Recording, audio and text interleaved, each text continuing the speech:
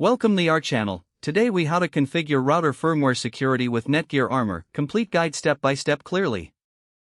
Begin by ensuring your Netgear router is connected to the internet. Open a web browser on your computer or device. In the address bar, type in the router's IP address, typically 192.168.1.1 or 192.168.0.1. When prompted, enter your router's username and password.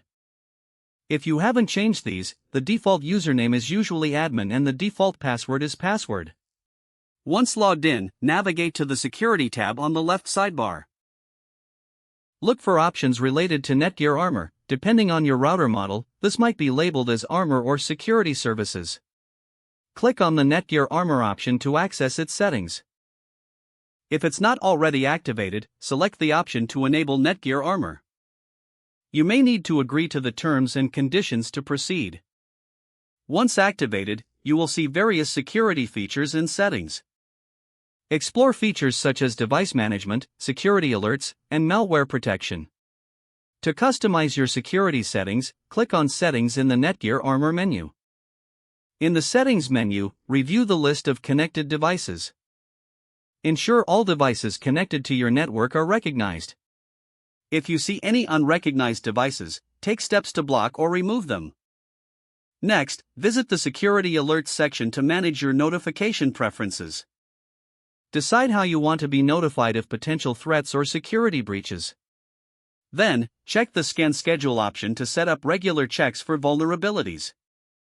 Adjust the scan frequency according to your preferences. After adjusting all settings, remember to save your changes. Once saved, ensure that the firmware is up to date.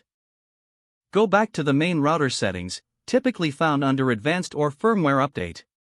Check for any available firmware updates and once the firmware is updated, return to the Netgear Armor dashboard.